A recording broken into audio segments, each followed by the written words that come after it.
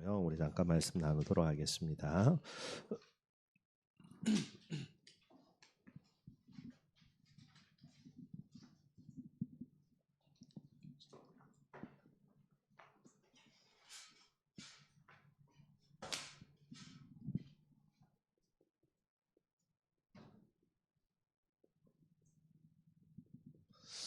여러분들 이제 올 한 해를 이제 마무리하는 시간표고요. 그래서 로마로 갱신돼 전환되어지는 축복 광답을 누리기 위해서 반드시 저와 여러분 먼저 갱신돼야 되는 부분들이 있습니다. 그래서 11월 한 달 동안에 이 갱신이라는 부분들을 계속해서 말씀을 나누고 있고요. 그래서 우리가 많은 법 바뀌어야 되겠지만 어찌 보면 제일 먼저 바뀌어야 될 거 그게 바로 이제 언어라는 부분이 됩니다. 말이라는 거고요. 그리고 한마디로 여러분들 기도도 말이 되겠죠. 그래서 우리의 기도도 바뀌는 부분들 반드시 필요하겠다 싶고요. 이번 주 여러분들 말씀 살펴보면서 말이라는 부분들을 가지고 여러분들 어마어마한 응답을 받았던 사람들 몇 사람이 이야기를 했습니다.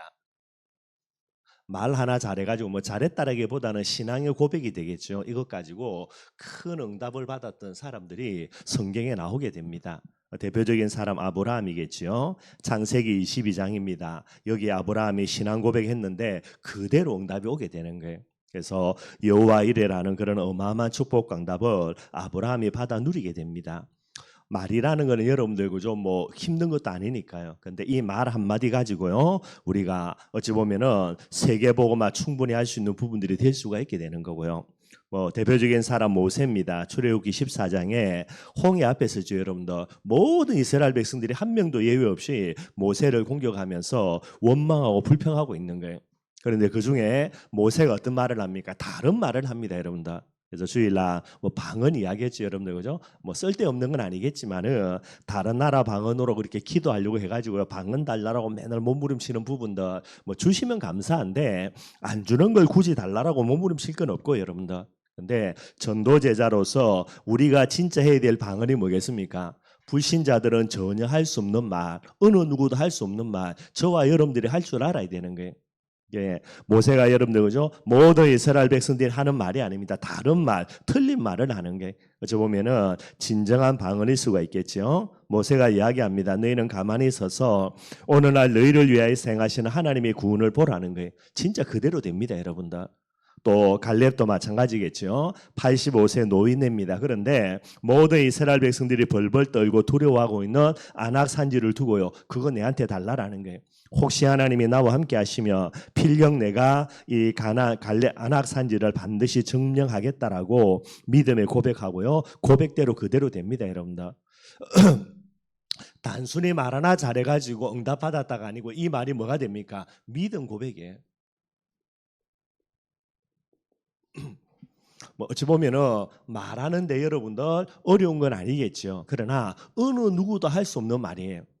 그래서 이 말을 하나님이 들으시고 하나님의 능력의 손을 움직여서 응답의 주부들을 볼 수가 있게 되어지고요.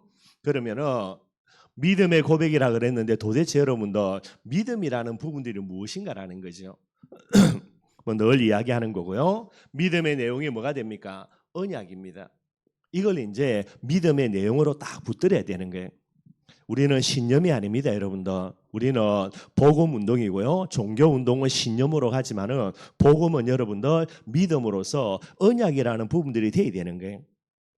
예수가 그리스도라는 언약을 믿음으로 붙들어야 되고요. 하나님이 지금도 내 안에 나와 함께 하십니다. 임마누엘의 언약 붙들어야 되고요. 하나님은 저와 여러분들을 통하여서 지금도 세계복음하고 계신다는 겁니다. 이걸 언약으로 딱 붙들어야 되는 거예요.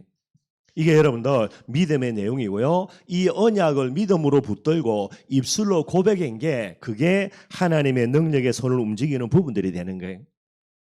그런데 이 언약에 특징이 있다 그랬죠.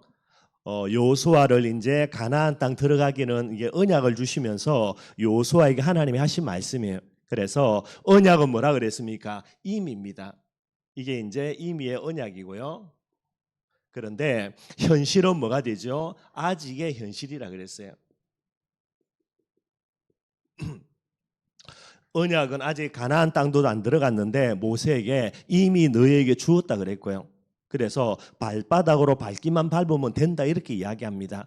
그런데 언약은 그렇지만은 현실은요 아직 요단강 건너가지 않았던 가나안 땅 들어가지도 않았던 게 그래서 언약의 특징입니다. 이미의 언약이고요. 아직의 현실 반드시 뭐가 있습니까? 갭이 있게 되게 되는 거예요. 그래서 이 갭을 뛰어넘는 게 뭡니까? 이게 여러분들 믿음의 눈이라는 거예요. 믿음의 눈을 떠야만 뭐가 갭이죠? 이 갭이 이제 뛰어넘어지게 되는 거예요. 그래서 여러분들 뭐 모세도 마찬가지고 아브라함도 마찬가지고 여호수아도 마찬가지고요. 분명히 갭이 있습니다. 갭이 없으면은 뭐 솔직히 죄송한 개나 소나 아무나 그죠? 뭐 믿는 거 어렵지 않죠, 여러분. 그런데 언약은 반드시 갭이 있기 때문에 믿음의 눈이 떠지지 아니하면은 언약이 내 것으로 사실적으로 붙잡을 수가 없는 부분들이 되는 거예요. 오늘도 마찬가지입니다. 오늘도 저와 여러분들에게는요 언약은 이미지만은 현실은 아직이라 이 갭들이 있는 거예요. 그런데 이걸 뛰어넘을 수 있는 사람이 누구냐? 그게 믿음의 눈을 떤 믿음의 사람이 되게 되는 거예요. 그래서 여러분들 쉽게 이야기하면요 다른 거 보입니다. 모든 사람들이 보려고 몸부림쳐도 안 보이는 건데 믿음의 눈을 뜨니까 보이는 거예요. 보이는 걸 가지고 여러분들 말하는 건 어렵지 않죠. 안 보이는 걸 가지고 그려내려고 하니까 어려운 거고요. 꼭 저와 여러분들은 이 믿음의 비밀들이 돼야 되고요. 그래서 히브리서 11장 믿음장이죠. 믿음이 뭐라 그랬습니까? 바라는 것들의 실상입니다. 뭐를 바라야 되죠? 언약입니다. 그래서 임이라는 언약을 딱 붙들고 있으면요. 아직이라는 현실 속에서 뭐가 보입니까? 실상이 보이는 거예요. 보이지 않는 것들 똑같습니다. 언약이죠. 이 보이지 않는 것들을 무엇으로 붙드느냐? 증거로 딱 붙들게 되게 되는 거예요. 뿐만 아니라 히브리 10장 1절도 붙였고 여기 2절입니다.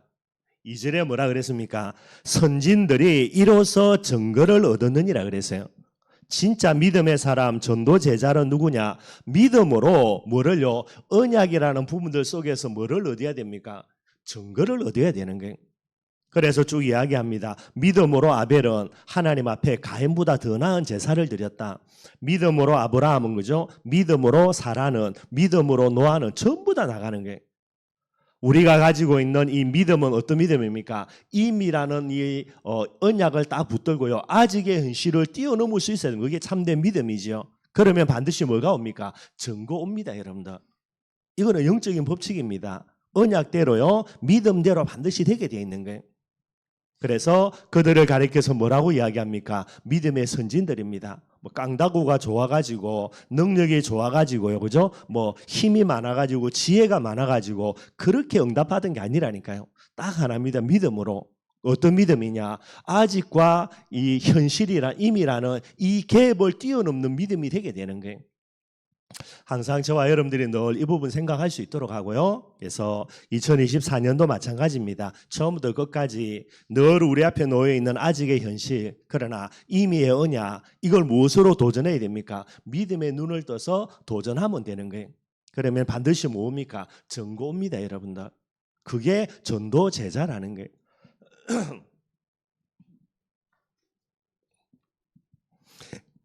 그래서 전도제자인 저와 여러분도 믿음의 사람이기 때문에 뭐가 갱신돼야 됩니까? 언어가 반드시 갱신돼야 됩니다. 이 언어 속에는 나중에 이야기하겠지만은 기도도 포함이 되게 돼 있죠. 그래서 저와 여러분들 그죠? 불신앙의 말이라 그럽니다. 불신앙의 말이라 그러니까 뭐 당연히 우리가 불신앙 안 하지라고 이야기하죠. 쉽게 이야기하면 뭐만 보고 이야기하는 겁니까? 현실만 보고 이야기하는 거예요. 현실만 보고 이야기한다. 이게 여러분들 긍정적인 말이든 아니면 부정적인 말이든 전부 다 틀린 말이에요. 현실만 보고 그죠? 분명히 안 좋은 현실인데 잘 될 거야. 그냥 뭐 어떻게 하다 보면 되겠지라고요. 긍정적인 말을 한다. 이것도 잘못된 겁니다, 여러분들. 이것도 불신앙의 말이에요. 그래서 지나친 낙관론 같은 이런 잘못된 형태로 가가지고 나중에 큰 어려움 오고요. 더 나쁜 겁니다. 반대로요, 있는 그걸 그대로 보고 이제 큰일 났다, 이제 죽었다, 이제 이것도 여러분들 잘못된 부분들이 되게 돼 있고요. 현실만 보는 거는 여러분들 그죠? 언약 없는 사람의 특징이고요, 믿음 없는 사람의 특징입니다. 이 속에서 하는 말은 전부 다 틀린 말들이에요. 저와 여러분 어떤 말을 해야 됩니까? 믿음의 말. 믿음의 말을 하려면 뭐 해야 되죠? 언약 잡고요. 뭐 해야 됩니까? 기도하고요. 반드시 코람데오라 그럽니다. 하나님 앞에 딱 서서 이야기하면 되는 거예요. 사람 앞에 선 게 아닙니다, 여러분들. 사람 앞에 섰으면은 이스라엘 백성들이 모세를 원망하고 죽이려고 할 때에 조금 아부하거나 그죠? 그들의 말에 반응하는 부분들이 돼야 되죠. 근데 모세가 그럴 수는 없죠, 여러분들. 언약 잡고 있고요. 믿음 속에 있으면서 하나님 앞에 서 있는데 어떤 말 할 것인가는 뻔한 부분들이 되는 거예요. 이게 여러분들 저와 여러분들의 말이 돼야 됩니다. 그러니 어떻게 됩니까? 반드시 하나님이 능력의 손을 움직일 수밖에 없는 부분들이고요. 그리고 여러분들 반드시 생각해야 된다. 말의 분별력이 있어야 돼요.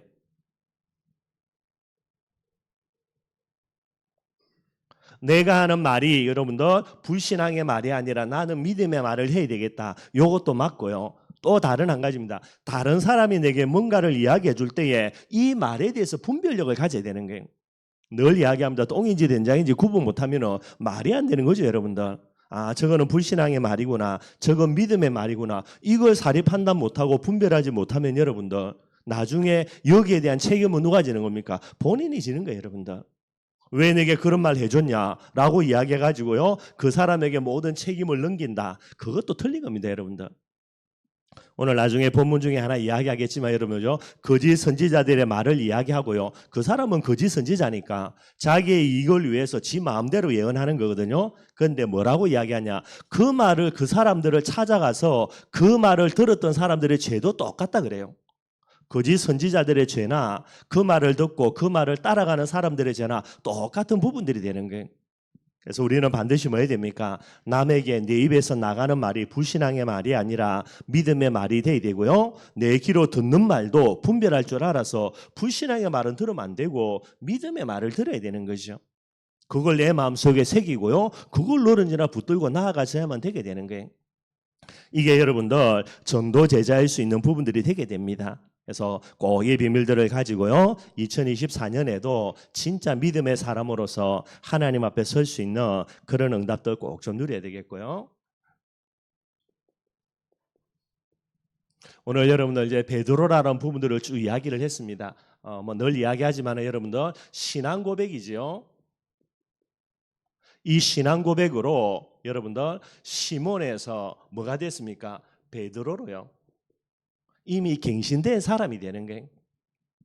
그래서 그 당시는 여러분들 본인도 시몬으로 불렸고 제자들도 시몬으로 불렀겠죠. 근데 시간이 많이 지난 그 상태에서 마태복음을 기록했기 때문에 시간이 많이 지나고 난 이후에는 시몬이라는 이름으로 안 불리고 베드로라는 이름으로 불린 거예요. 그래서 마태가 기록할 때는 베드로라고 기록을 하는 거지만은 이미 여러분 그때는 시몬이 되는 거예요.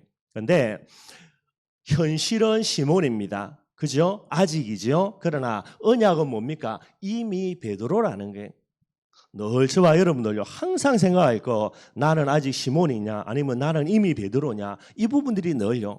여기에 갭이 분명히 있죠. 무엇으로 뛰어넘는다고? 믿음의 눈으로 뛰어넘는 부분들이 되게 되는 거예요. 그런데 베드로라는 이 비밀 속에 부름받았는데도 여전히 시몬으로 살아갑니다. 그게 상처 때문에 이게 치유 안 돼가지고요. 늘 언제나 비교의식 속에 욕심 가운데 늘 살아가는 게 베드로의 모습이 되게 되는 거예요.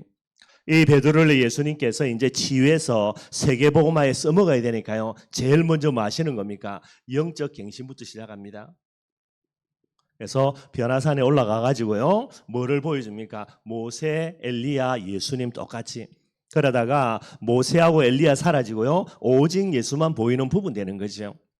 저와 여러분들이 베드로가 되기 위해서 뭐 해야 됩니까, 여러분들? 제일 먼저 우리 눈에 뭐가 보여야 되죠? 오직 예수가 보이면 되는 거예요. 이게 믿음의 눈이라는 부분의 핵심이 됩니다. 영적 갱신된 베드로를 데리고요. 이 정도가 알아들으면 좋은데 워낙 상처가 커가지고 요 속에 묶여 있으니까 깨닫지를 못하는 거죠. 본인의 눈에 모세와 엘리야를 갖고 있는 욕심 덩어리, 비교의식 덩어리 있는데 그걸 깨닫지를 못하는 거예요. 그래서 두 번째 예수님께서 가만히 있으면 되는데 그죠? 예수님의 메시지입니다. 너희가 모두 나를 버린다. 왜 그렇습니까? 성경 말씀 성취되어야 되니까. 그래서 목자를 치니까 양들이 도망간다는 구약의 말에서 성취되는 부분 될 거니까 너희들이 나를 버린다. 버리는 게 중요한 거 아니니까. 그리고 내가 갈릴리에서 너희를 다시 다 만나겠다. 예수님께 이야기하죠. 그 말 듣고 베드로가 욱합니다. 상처를 딱 건드려 버리니까. 그래서 튀어나오는 거죠. 다 버려도 나는 안 버린다. 비교의식 속에서 특별의식이고요. 한마디로 교만한 거예요. 이걸 가지고 어떻게 베드로를 쓰겠습니까? 그래서 이걸 깨트려야 되는 거죠. 오늘 밤 다 울기 전에 네가 나를 3번 부인한다. 예수님의 메시지고요. 결국 베드로가 예수님 3번 부인하고 대성통곡하는 겁니다. 특별의식이고요. 교만함을 깨트리는 부분들이고요. 이 부분들을 갱신시키고 난 다음에 또다시 예수님께서 베드로를 갱신시키는 게 뭐죠, 여러분들? 그게 이제 사명갱신되는 거예요. 중심을 점검하시는 부분들이 되게 돼 있죠. 그래서 갈릴리 바닷가에 베드로를 이제 불러내 가지고요. 따로 예수님께서 중심을 질문하십니다. 네가 나를 사랑하느냐? 뭐 여러 가지를 점검하신 거죠. 중심을 보시고 베드로에게 어린 양을 먹이라는 사명을 주시는 거예요. 이미 베드로는 사명 갖고 있습니다. 이미 예수님이 부를 때부터 사람 낚는 어부고요. 이 사람 낚는 어부는 모두에게 주신 사명이 되는 거예요.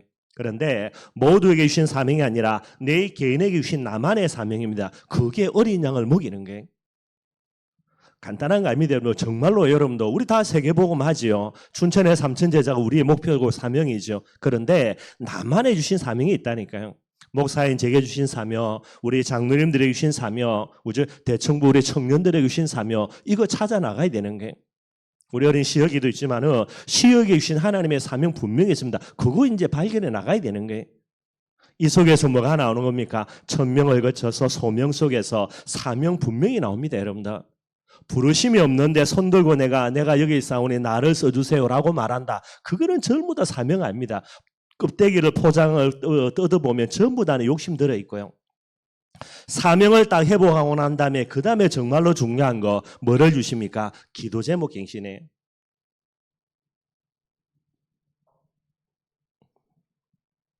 단순히 그냥 여러분들 기도가 아닙니다. 베드로에게 기도 제목이 없으니까 기도 안 하고 기도해도 전부 다 엉뚱한 거 기도하고 요 과정들입니다. 사명 딱 주시고 난 다음에 그 다음에 뭐가 나옵니까? 진짜 기도 제목을 주시는 게 어린 양을 어떻게 먹입니까? 결국은 뭐밖에 없죠. 그래서 네가 성령 충만 받아야 된다. 내가 성령 충만하면 주겠다. 이것 때문에 내가 성천하는 거다. 예수님이 감람산에서 쭉 이야기 다 하시는 거죠. 이 비밀들을 가지고 베드로의 마지막 갱신입니다. 뭐죠? 기도 갱신이에요. 그래서 사도행전 1장 13절 14절에 오로지 기도에 힘쓰니라. 그죠? 전혀 기도에 힘쓰니라. 이 부분으로 들어가는 거예요. 그랬더니 뭐가 임합니까? 성령 충만 임하게 되는 거죠. 이 이후로 베드로가 뭐가 됩니까? 진짜 베드로의 역할을 감당하게 되는 거예요. 어찌 보면은 여러분들 그죠? 지금까지 우리가 훈련 받는다라고 이야기할 때 다 요 과정입니다, 여러분들. 뭐 다른 거 없어요. 이게 사복음서를 쭉 지나가면서 그 다음에 사도행전에까지 가면서요. 그 이후로는 우리가 이제 베드로로 쓰임 받는 거니까 시몬에서 베드로까지 가는 과정들이 이 과정들이 되는 거예요. 다시 한번 내년 한 해를 준비하면서 여러분들 그죠? 나의 영적인 갱신도 얼마나 되어 있는가? 오늘 내 마음에 얼마나 여러분들 그죠? 비교의식이 아닙니다. 감사가 넘쳐날 수밖에 없는 마음 상태인가? 그리고 진짜 내 사명이 뭔가? 이 속에서 여러분들 정말로 나의 기도 제목이 무엇이며 그리고 이를 두고 내가 어떻게 기도 생활을 하고 있는가? 요것만 딱 점검되면 되는 거예요. 특별히 여러분들 우리의 말도 기도라 그랬죠. 우리가 폼 잡고 정시기도 안 하고 무시기도 안 해도요. 늘 무시로 하는 기도가 있습니다. 정시로 하는 기도가 있다니까요. 그게 우리가 늘 쓰는 단어, 내 무의식에서 나오는 단어들. 그래서 폼 잡고 무시기도 안 해도요. 늘 무시기도 하고 있는 거예요. 우리가 주일날 말씀도 꺼내받았다 아멘 할렐루야 하는데 집에 돌아가가지고 24시간이 있으면서 내가 늘 기도하는 내용들 그래서 말이라는 게 무서운 겁니다. 이 부분도 우리가 반드시 갱신이 돼야 되는 거고요. 갱신된 자를 통하여서 나중에 여러분들 하나님은 세계복음화의 축복과 응답의 문들을 열어나가시게 되는 거예요. 그래서 간단한 거지만은 조금 여러분들이 점검하시고요. 오늘 본문 말씀 보도록 하겠습니다. 뭐 이제 조금 이제 두 번째 큰 형태 속으로 들어간다 그랬죠. 그래서 12장에서 19장까지는 여러분들 계속해서 반복되는 내용이에요. 1장부터 11장까지 했던 내용을 또다시 반복합니다. 그 반복의 내용은 예루살렘이 망하고 너희들이 포로로 잡혀갈 것이다. 요 내용이 되게 되는 거예요. 바보다 이거 그죠? 계속해서 이야기하는데 왜 또다시 반복하냐? 이유가 뭐라 그랬습니까? 이게 여러분들 거짓 선지자들 때문이에요. 예레미야는 이야기합니다. 그리고 에스겔도 마찬가지고요. 너희들 망한다. 그래서 포로로 잡혀간다. 근데 거짓 선지자들이 뭐라 이야기합니까? 아니다. 예레미야 말 틀렸고 에스겔의 말이 틀렸다. 우리는 포로로 잡혀가지 않고 우리는 안 망한다라는 게. 그러니 거짓 선지자들이 주장을 하니까 여기에 다들 은혜 받죠. 왜냐하니까 망한다는 것보다는 안 망한다는 게 훨씬 더 나으니까. 그래가지고 전부 다 어디에 빠져 있습니까? 낙관주의에. 여러분들 분별 못하면 안 됩니다. 불신앙의 말이냐 믿음의 말이냐를 분별하지 못하고요. 짙게 입에 맞는 대로만 받아들인다. 이 책임은 누가 져야 됩니까? 본인들이 지는 거예요. 아니 거짓 선지자들이 거짓말 해가지고 우리가 속아서 그런 거 아니냐. 아무리 떠들어봐도 소용없는 거예요.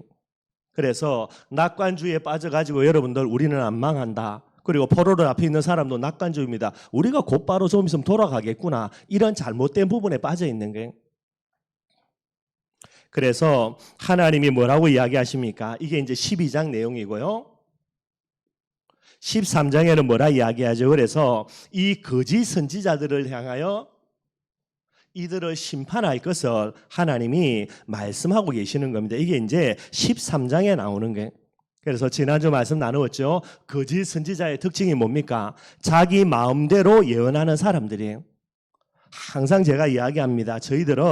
우리는 전도제자로 부름받았기 때문에 신구약 66권이 우리가 해야 될 메시지의 제일 중요한 뼈대예요. 아무리 내가 어디 가서 은혜 받고 왔습니다. 유명한 강사를 통해서요. 아무리 그게 할렐루야 아멘 그래도요. 성경 말씀해 보니까 없는 내용이라 그럼 우리 이야기하면 됩니까 안 됩니까? 그거는 안 된다라는 거예요. 주일날 내가 말씀드렸는데 도무지 이해가 안 되고요. 무슨 말인지도 모르겠어. 그런데 성경에서 가장 중요하게 주장하는 내용이 맞다. 그럼 우리가 떠들어야 됩니다. 이게 여러분들 선지자의 가장 중요한 사명이자 제일 중요한 내용이 되는 거예요. 왜 이들이 거짓 선지자가 되냐? 지 마음대로 예언합니다. 왜 지 마음대로요? 자기 이익을 위해서. 그래서 에스겔이 또 뭐라 이야기하냐? 본 것도 없이 예언한다라는 게. 봐야 되거든요. 뭘 봐야 됩니까? 하나님이 보여주시는 걸 보고요. 그 다음에 예언해야 되는 거예요. 더 무서운 거 뭐라고요? 그들은 내가 보내지 않은 사람이다. 보냄을 받지 아니하였는데 지가 손들고 나가지고 떠드는 거예요. 여러분들. 많은 걸 생각해야 되겠지만 지금이 말세지 말입니다. 여러분들. 이지은 거짓 선지자들이 판을 치는 거예요. 여러분들. 여러분들 그죠? 통일교도 마찬가지로 문서명도 그죠? 어디 갖고 나서 합니까? 성경 갖고 나와가지고요. 지 마음대로 해석해요. 요걸 여러분들 성경 우리가 설교할 때 배우는 건데 자의적 해석이라 그래요. 아담과 이야기 가져와가지고요. 그죠? 죄 지었다. 그게 이제 피라는 부분이 어떻게 해가지고 저는 잘 모르는데 이런 거예요. 그죠? 뿐만 아니죠. 안산홍부터 해가지고요. 온갖 이단들 뭐 가지고 나옵니까? 성경 가지고 지 마음대로 이야기하는 거예요. 전부 다 자의적인 해서 한마디로 거짓 선지자입니다. 이들을 하나님이 심판하겠다라고 분명히 이야기하는 거예요. 어느 정도로요? 절대로 내가 대강 심판하지 않고 철저하게 무너뜨려 버리겠다. 그렇게 이야기하고 있는 거예요. 이게 이제 13장 내용입니다. 그리고 14장에는요 또 뭐를 이야기하냐? 14장에는 이 거짓 선지자들을 하나님이 13장에는 심판하겠고요. 14장에는 이들의 말을 들었던 이스라엘 민족들 이제 남쪽 유다 남아 있죠. 그리고 수도입니다. 예루살렘 성을 내가 비참하게 무너뜨려 버리고 멸망시켜 버리겠다. 이렇게 이야기를 하게 되는 거예요. 그래서 여러분들 14장 10절을 보면 그 앞에 나와 있으니까 한번 보겠습니다. 10절에 보니까요. 이제 이 남쪽의 유다의 예루살렘 성을 무너뜨릴 것을 이야기하시면서 하나님이 뭐라고 말하면 14장 10절에요. 선지자들의 죄악, 이 선지자는 거짓 선지자죠. 지 맘대로 예언하고 보지도 않은 것 떠들고요. 보냄을 받지 않았는데도 지 혼자 손들고 가가지고 외치는 놈들입니다. 이 거짓 선지자들의 죄악과 그 다음에 그에게 묻는 자의 죄악이 뭐라고 했습니까? 똑같다라는 거예요. 여러분들. 내가 부족해가지고 그들의 말에 속아서 이렇게 여러 가지 부분이 있다. 그건 그들의 말이고 하나님 앞에는 똑같은 죄악이라는 게 쉽게 이야기하면 이단의 말을 듣고 따라간다. 이단이라는 부분들을 주장하는 그 교리를 말하는 그놈들이나 따라가는 사람들이나 똑같은 사람이라는 겁니다. 하나님 앞에는 똑같은 죄가 된다라는 거예요. 여러분들 정말로 잘 생각해야 되고요. 그래서 말세지 말에 여러분들 진짜 미혹의 영으로 많은 사람을 미혹하게 할 텐데 여러분들 그죠? 우리는 뭐 해야 됩니까? 다 성경 말씀만 보면 됩니다. 참 감사한 거 성경 창세기부터 요한계시록의 핵심은 뭐라 그랬습니까? 예수 그리스도죠. 이 관점 우리가 볼 수 있는 얼마나 감사한지 모르고요. 이제는 들어보면 아 저건 맞다 아니다는 구분되어지니까요. 이것도 구분 못하니까 휩쓸려 가게 되는 거고요. 휩쓸려 간다. 그 사람의 죄도 똑같은 죄라고 이야기하게 되는 거예요. 그래서 각각 자기의 죄를 담당한다. 이렇게 이야기하는 거예요.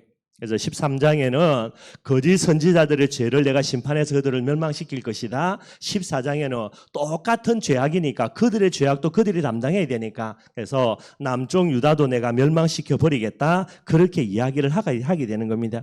그래서 어느 정도로 하나님이 엄격하게 심판을 하냐 13절에는요 14장 13절에는 기근을 통해서 그들을 멸망시키고요 15절입니다 사나운 짐승을 통해서 멸망시키고 17절에도요 칼을 통해서 19절에는 전염병을 통해서 완전히 멸망시킬 것이다 요래 이야기하게 되는 거예요. 그러면서 또 이야기합니다. 14절에 보니까 뭐라 그랬냐. 비록 노아, 다니엘, 욥 이 세 사람이 거기에 있을지라도 그들은 자기의 공의로 자기의 생명만 건지리라. 나 여호와의 말이니라. 한마디로 이들 가운데 노아가 있고 그 다음에 다니엘이 있고 욥이 있어도요. 이 사람들만 구원받지 뭐 이들의 가족이나 아니면 이 사람들이 주위에 중보기도 하는 사람들이 있어도 절대로 구원받지 못한다라는 거예요. 하나님이 대강 어느 정도 봐주면서 심판하는 게 아니고 엄격하고요 엄중하게 하나님이 심판하겠다라는 겁니다. 20절에도 똑같은 말이 나옵니다. 뭐 비록 노아, 다니엘, 욥이 거기에 있을지라도 똑같은 단어를 쓰게 되는 거예요. 이게 이제 하나님이 계속해서 이야기하시는 그런 내용들이 되게 돼 있고요. 그러면서 이제 하나님이 또 이야기하는 게 오늘 본문입니다. 15장에. 그래서 간단하게 한번 살펴보도록 하겠습니다. 오늘 15장에 보면은 여호와의 말씀이 내게 임하여 이르시되 이야기하고요.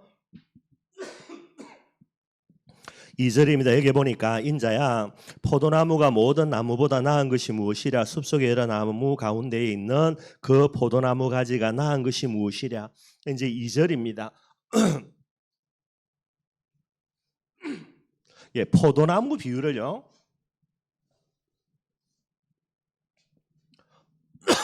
이게 계속 기간제가 안 좋아가지고 요걸 이제 하나님이 비유하시는 거예요.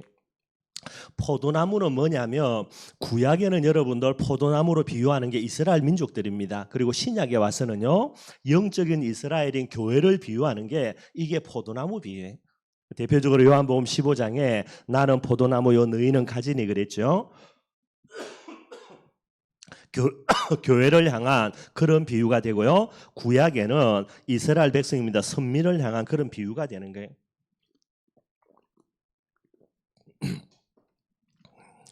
이제 이 포도나무 비유를 하시면서 여러분들 여기에 뭐라 그랬냐면 포도나무인데 포도나무가 모든 다른 나무보다 나은 것이 무엇이냐 그랬거든요. 뭐가 나은 겁니까? 딱 하나입니다. 열매예요, 열매. 포도나무를 여러분들 심어가지고요. 그 나무를 가지고 땔감으로 쓰는 게 아니라 여러분들 어떤 목재로 쓰든가 어떤 중요한 도구로 쓰려고 포도나무 심는 게 아니고 포도나무의 가치와 목표는요. 딱 열매입니다. 포도밖에 없어요, 여러분들. 더 큰 거는 포도 가지고요. 포도주 만들어 먹는다라는 거죠.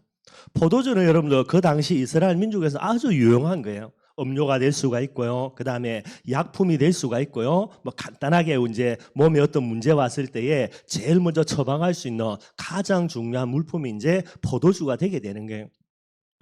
포도나무의 유익이 무엇이냐? 한 가지입니다. 포도밖에 없지요. 그런데 이 포도나무에 포도가 열려지지 않으면 어떻게 되는 겁니까? 아무 쓸모없고 가치가 없는 거예요. 그러면서 이야기합니다. 숲속의 여러 나무 가운데에 있는 그 포도나무 가지니 나은 것이 무엇이라는 거예요. 이 포도나무가 어디에 있다고요? 숲속의 여러 나무 가운데 있다라는 겁니다. 여기서 말하는 이 포도는 아예 여러분들 덜 포도가 되고 야생 포도가 되는 거죠. 포도나무를 심어놓고 농부가 여러분들 돌보지 않고 이게 덜에 나 있는 야생 포도입니다. 그러니 포도가 제대로 열리겠습니까? 열리기는 열리겠죠, 여러분들. 그런데 포도나무에 심겨져서 농부의 그런 돌봄 속에 자라난 포도하고요, 덜 포도하고는 이거는 가치가 비교가 안 되는 거예요. 그래서 덜 포도가 아무리 많이 있어도 사람들이 살 때 여러분들 아주 싼 값에, 그죠? 뭐 마지못해서 살 수밖에 없는 그 정도로 가치가 떨어지는 거예요. 근데 문제는 뭐죠? 이 덜 포도조차도 없는 겁니다. 포도나무에. 그러니 이 포도나무를 가지고 여러분들, 그죠? 어떤 다른 도구로 쓸 수 있냐? 쓸 수가 없죠, 여러분들. 열매인데. 그래, 여러분들. 이게 지금 이스라엘 남쪽 유다의 영적인 상태예요. 하나님이 저와 여러분들을 전도제자로 불렀다라는 것은 반드시 이 열매가 있겠지요. 이 열매는 뭡니까, 여러분들? 믿음으로 응답을 받아서 하나님께 영광 돌려드리며 현장에서 생명 살릴 일에 쓰임 받아야 되는 거예요. 그런데 우리가 믿음 잃어버리고 복음의 열매, 믿음의 열매를 전혀 열매 맺지 못하고 있다. 그런데 여러분들, 그죠? 우리의 모습 가지고 어떻게 쓸 수 있다. 그럴 것 같으면 우리보다 훨씬 똑똑하고 훌륭하고 능력 많고 돈 많은요, 세상에 사람 천지인데 그 사람들 부르지. 그래, 여러분들, 이게 얼마나 안타까운 사실입니까? 오늘 이스라엘 민족을 하나님이 이야기하시는 거, 너희를 포도나무로 내가 불렀는데 포도 열매조차 없고요, 심지어 덜 포도나무처럼 여기에서 생산되는 포도도 안 되는 거예요. 그 정도로 아무 가치 없고 쓸모 없어지는 그런 영적인 상태가 오늘 이스라엘 민족 남쪽 유다의 상태다, 그렇게 이야기를 하게 됩니다. 그러니 여러분들, 이 영적인 상태 가지고 뭐 하겠습니까? 하나님이 탄식하시면서요, 3절과 4절에 이야기하는 게, 3절에 뭡니까, 여러분들? 그 나무를 가지고 무엇을 제조할 수 있겠냐? 아무 쓸모없는 거죠, 여러분들. 그래서 하는 말입니다. 그것으로 무슨 그릇을, 못을 만들 수 있겠느냐? 말도 안 되는 거죠. 불에 던질 땔감이 될 뿐이라. 뭐 한다겠습니까? 결국은 여러분들 땔감밖에 쓸 데가 없는 거예요. 하나님이 하나님의 목표를 위해서 불렀는데 여기에 여러분들 쓰임 받지를 못하고요, 가치가 없어지니까 아무 쓸모없는 그런 부분들이 될 수밖에 없다라는 거죠.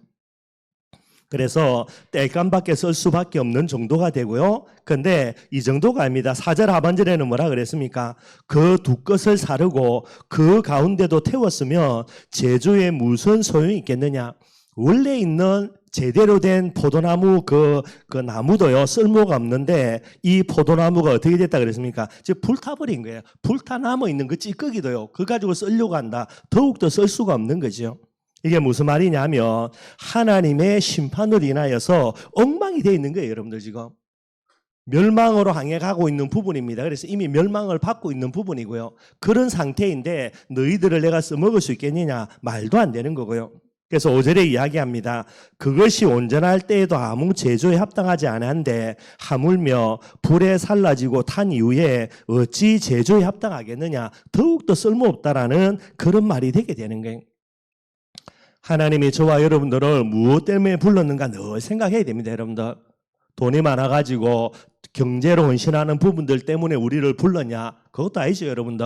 우리가 지식이 많아가지고 하나님이 저와 여러분들을요, 우리 지식 가지고 뭔가를 쓰려고 불렀냐? 그것도 아니고요.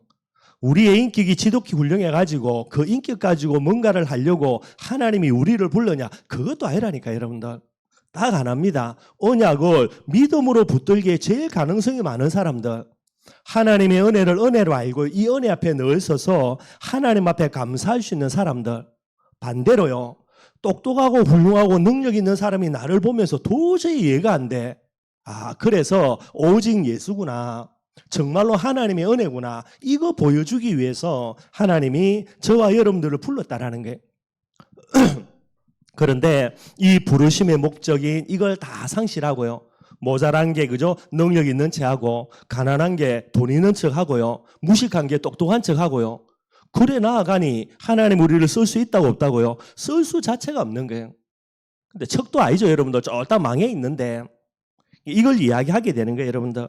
그래서 이게 이제 5절 말씀이 되게 되어 있고요.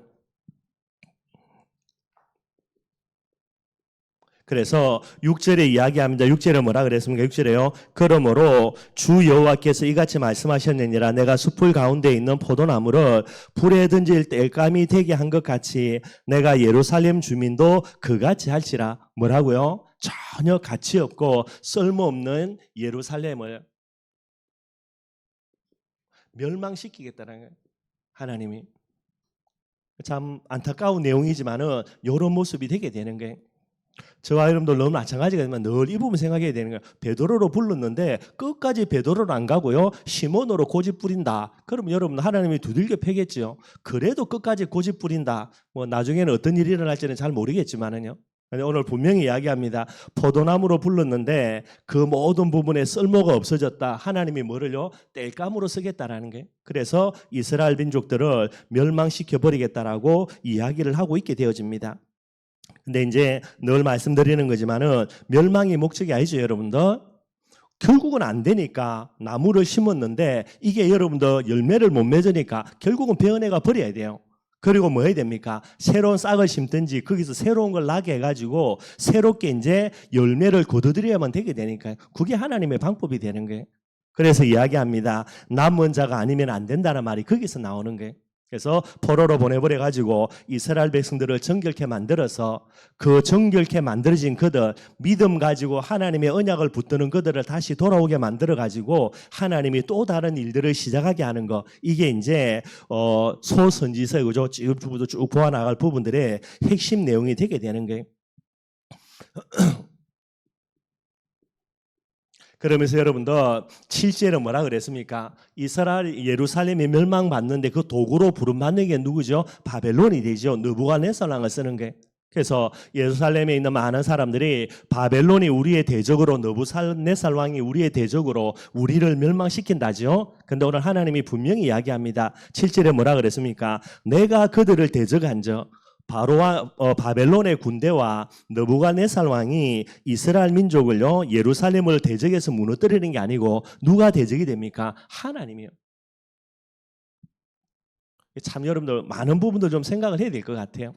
하나님이 대적이 되어서 누구를 무너뜨리니까 쓸모 없어진 거죠. 자리만 차지하고 있는 포도나무 다 베어가지고 땔감으로 다 버려버리고요. 거기에 뭐를요? 진짜 남은 자들을 가지고 새롭게 하나님이 일들을 진행하겠다라고 이야기를 하시게 되는 거예요. 그래 여러분들 하나님이 이제 그들을 대적합니다. 그 다음 절에 뭐라 그랬습니까? 그들이 그 불에서 나와도 혹시 여러분들 바벨론이 멸망시키러 왔는데 여러분들 능력이 있어가지고 살아남는 애들이 있어요. 그래서 뭐라 그럽니까? 그 불에서 나와도 불이 그들을 다시 또 살라버리게 되는 거예요. 피할 사람 하나도 없습니다, 여러분들. 가치가 없어지는 이런 예루살렘을 하나님이 멸망시키는데 철저하게 완전히요 무너뜨려 버리고요. 그러면서 뭐라 이야기합니까? 내가 여호와인 줄 너희가 알리라는 게. 어떤 하나님을 알게 한다고요? 공의의 하나님. 하나님은 사랑의 하나님이 맞습니다. 그래서 복음의 제일 핵심되는 내용은 사랑의 하나님이에요. 근데 여러분들 사랑의 하나님만 있는 게 아닙니다. 뭐도 있다고요? 공의의 하나님도 있어요. 하나님의 은혜로 우리에게 복음 주셨는데 이 복음 가지고 잘 먹고 잘 살다가 어느 날 교만해져 가지고요 복음을 대적하고 하나님께 돌아갈 영광을 가로채는 우상 숭배하는 이 시대의 이스라엘 민족처럼 된다며 그때부터는 뭐를요? 내가 너희에게 공의의 하나님을 알게 해주겠다. 이렇게 이제 하나님이 말씀하시게 되게 되는 거예요.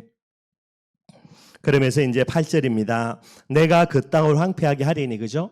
결국 여러분도 가치가 없어지니까 결국은 황폐되어질 수밖에 없는 부분들이 되고요. 멸망할 수밖에 없고요. 그러면서 이야기합니다. 이유가 뭐라고요? 이는 그들이 범법함이니라 그랬고요. 결국 하나님의 심판입니다. 하나님의 그런 공의의 하나님의 심판으로요. 예루살렘이 멸망받는데 뭐라 이야기하냐? 너희가 범법을 했다라는 겁니다. 법을 어겼다라는 게. 범법이라는 단어가 여러분들 히브리어인데 여기에 원뜻이 뭐냐면 계약 파기예요. 다른 말로 이야기하면 뭐 똑같은 이제 원뜻에는요 배신했다 이런 단어가 있습니다. 뜻이 있대요. 왜 이스라엘 백성들 하나님이 공의의 하나님으로 그들을 멸망시켰냐? 뭐 했다고? 계약을 파기했다고. 그리고 그들이 하나님을 배신했다라는 거예요. 우리가 잘 아는 대로 여러분들 애굽에 노예로 있던 이스라엘 민족을요 하나님의 능력의 손을 움직여서 그들을 출애굽시켰어요. 그리고 애굽에 나와가지고 하나님이 모세를 시내산에 보내어서 이스라엘 민족들과 말을 하는 겁니까? 계약을 맺도록 하신 겁니다. 그래서 모세가 거기에 이스라엘 민족의 대표로요. 그래서 모세가 내려와서 이스라엘 민족들과 계약을 하면서 선민이 된다 그랬습니다. 거룩한 백성, 성민, 그리고 선민은요 선택받은 민족이 되는 거죠. 그게 여러분들 계약인 거예요. 언약이 되는 겁니다. 그래서 하나님이 약속하지요. 내가 너희를 선민으로 삼아 선민의 축복으로 메시아를 너희를 통해서 보내주게 하고 성경 말씀을 히브리어로 기록해 주고 너희에게 성막과 성전을 주어서 하나님께 모든 열방과 민족을 대신해서 예배드릴 수 있는 축복을 주겠다라는 게. 그럼 뭐 해야 됩니까? 언약을 믿음으로 붙들고요. 항상 하나님 앞에서 예배의 비밀을 가지고요. 이 언약을 계속해서 은혜 속에서 계승해 나가고 유지해 나가야만 되게 되는 거죠. 근데 오늘 이스라엘 백성들의 모습이 뭐가 됩니까? 너희들은 계약을 너희들이 스스로 파기했다라는 거예요. 하나님이 나를 너희들이 배신했다 이렇게 이야기하는 겁니다. 그리고 여러분도 결국은 어떻게 되죠? 어쩔 수 없는 내용들이 일어나지게 되게 되는 거예요. 이게 여러분들 계속해서 에스겔이 지금 나라와 민족을 향해서 이야기하는 그런 내용들이 되게 됩니다.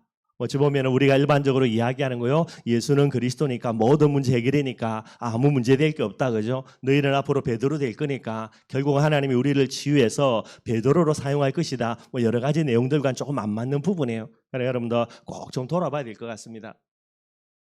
결론으로 여러분들 그죠? 저와 여러분들은 전도 제자지요. 그래서 시몬에서 베드로로 우리는 갱신된 자라는 거예요, 여러분들. 그럼 여러분들 시몬이 베드로로 갱신되는데 무엇으로요? 신앙 고백입니다. 무슨 신앙 고백이죠? 신앙 고백은 뻔한 거니까요, 그죠? 언약을 고백하는 거예요. 베드로가 뭐 신앙 고백했습니까? 주는 그리스도시요 살아계신 하나님의 아들이십니다. 이것 가지고 어부였던 그 연약하고 부족한 베드로 시몬이 베드로가 되게 되는 거예요. 그럼 이제 베드로로 갱신됐다 칩시다. 베드로가 맞으면 죽을 때까지 베드로는 뭐 해야 됩니까? 오직 예수 돼야 되죠. 시몬이 나를 베드로로 예수님이 바꿔주셨는데 무엇 때문에요? 내 신앙 받으시고. 그런데 이 베드로가 예수 아니라 모세가 보고 엘리야를 보고요. 나중에는 예수도 사라지고 모세만 본다 이렇게 되면요. 엘리야만 본다 그러면요. 이거는 진짜 계약 파기한 거고 하나님 배신한 거지. 저와 여러분들이 이런 존재라는 게 우리가 아무리 큰 응답을 받고 아무리 큰 축복을 받았다 하더라도요. 우리는 뭐 해야 됩니까? 이 믿음이라는 이 신앙 고백 때문에 우리가 베드로 됐으니까 오늘 내가 베드로가 맞다며 우리는 뭐만 봐야 되죠? 오직 예수만 봐야죠. 이게 우리의 중심이 돼야 되는 거예요. 아무리 우리가 큰 응답 받아가지고요, 그죠? 저기 높은 곳에 앉아있다 하더라도요, 우리는 뭐 해야 됩니까? 내 현실은, 그죠? 세계 최고가는 꼭대기에 올라가가지고 교만할 만 해도요, 우리의 진짜 내 모습은 뭐가 돼야 됩니까? 가장 낮은 자리 가져야만 됩니다, 여러분들.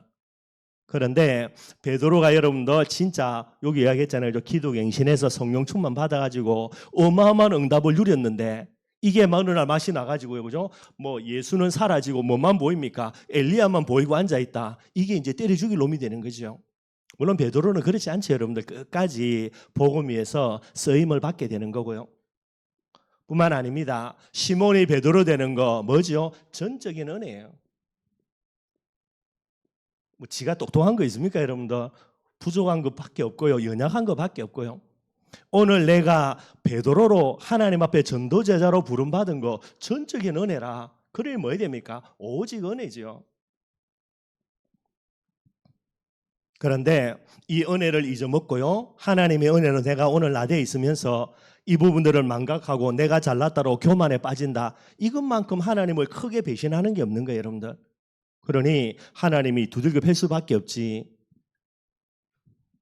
그리고 베드로라고 부르시면서 그에게 뭐를 주신 겁니까? 사명 주시죠. 내 어린 양을 먹이라 그랬고요. 무엇 때문입니까? 무엇 때문에 배정된 거예요? 사명 때문입니다, 여러분들. 시몬을 베드로로 만들어가지고 니 혼자 잘 먹고 잘 살라고 만든 게 아니고 누구 때문에요?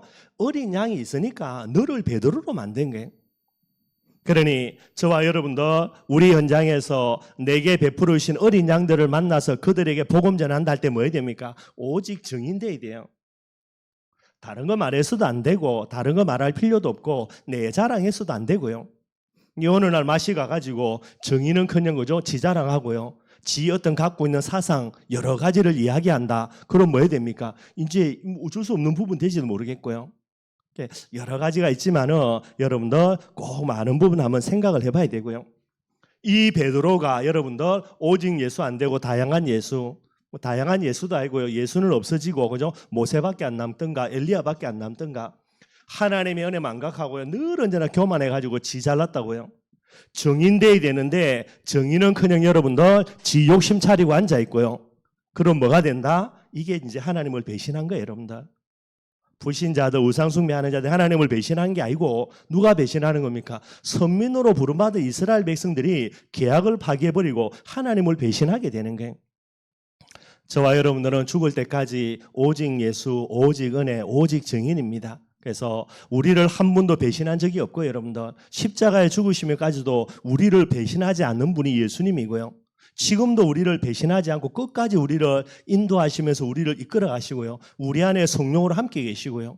그런데 우리가 어떤 부분일 수 있겠지만은 그것 때문에 하나님을 배신하는 일이 일어난다. 이거는 말이 안 되는 부분이고요.